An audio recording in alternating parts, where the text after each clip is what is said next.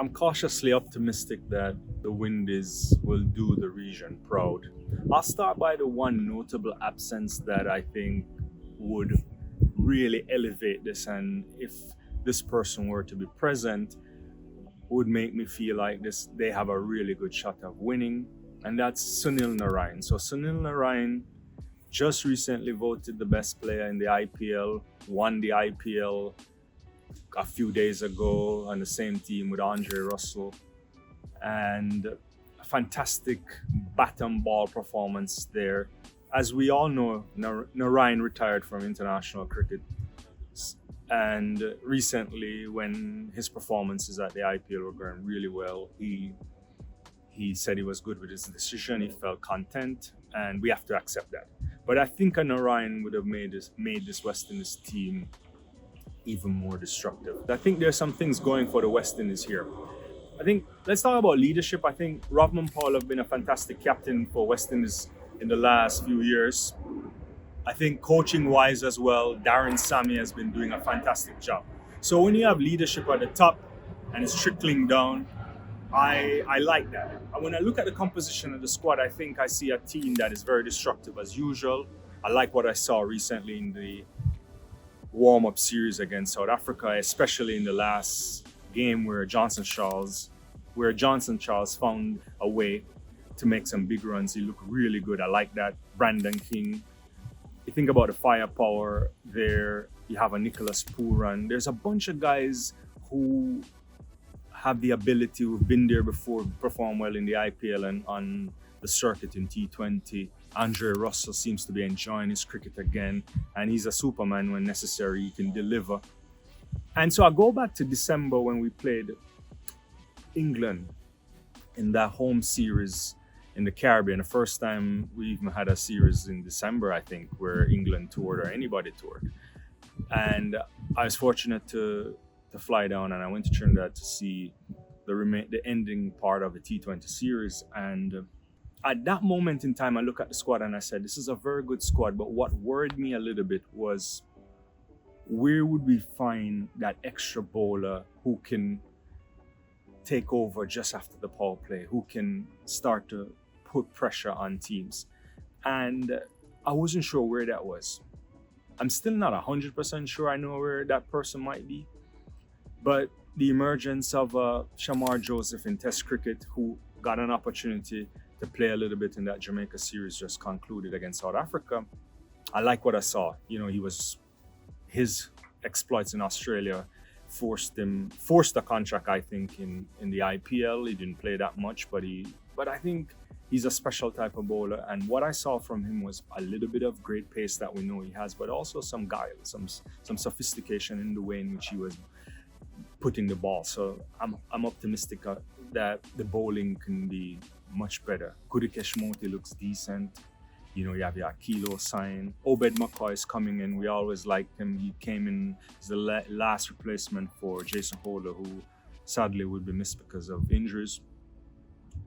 So I like the squad. I think the squad has a balance of younger players and more experienced players, and even players in the reserve, you would say, like a Karl Myers or a Fabian Allen. If called upon, you would be confident that they could do something. So I think the West Indies squad is strong, good batting. You're gonna have a guy like Shea Hope that can probably play a good anchor role in T20, which is an interesting kind of a concept. I would say that the West Indies are on course for a semi-final run, and then anything could happen. I don't expect the disappointment of the last tournament to come back here. I can't see that. I just can't see that. I think they should come out of the group either on top or very close to on top, depending on what New Zealand does. So I think they're good for that. There are other great teams in the tournament, obviously. You can never count out Australia. You know, they're coming fire and power. I don't know what's happening with Mitch Marsh. We'll see there. England, you know, they'll show up. India, to me, always starts favorites. I know I've talked to some people from India, and they're concerned about what's happening there, but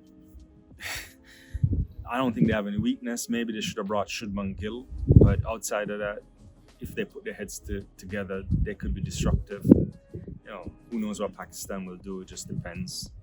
New Zealand, maybe they're in and about. So it's not going to be straightforward. I don't necessarily think I see an overly dominant team in the T20 World Cup that you say no chance for anybody else. And so what I'd like to see from the West Indies is for them to work their way into the tournament. Start strong, obviously, but build on that. And I think they have enough firepower. The boundaries in the Caribbean are pretty small. I don't know what pitches will be like in the States for other teams as well. You know, they brought in those pitches, they weren't really built there, so I'm not quite sure what the surfaces will be like. But you know, the boundaries are small anyway. I think what it requires is that it requires circumspect bowling and proper bowling and skillful bowling. Because if you miss, you're going to get hit out of the park. And so that's one thing for sure. And I think the bowling for West Indies have to be tight. And they have to be on top of things.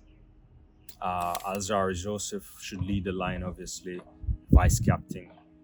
You know, what I like about the South Africa series, and I know I'm going around the place a little bit, was the fact that Brandon King got an opportunity to lead the team, and I saw some serious leadership there, and also him leading from the front as well.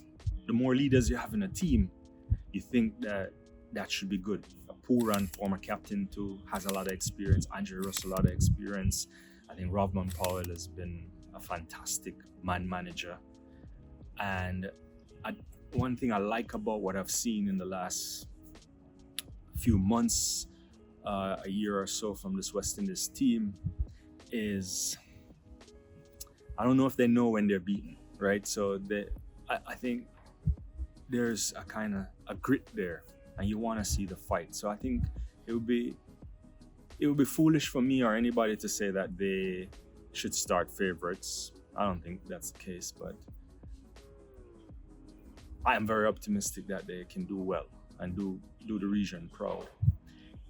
And I'm going out on a limb and say that I think at minimum a semi-final appearance should be what you want to see from this West Indies team, and if you get there, then anything's possible. But fingers crossed that they can do well. But there are a lot of good teams in the tournament with a lot of great firepower. Even South Africa, even though West Indies beat them handedly, they are missing top quality players.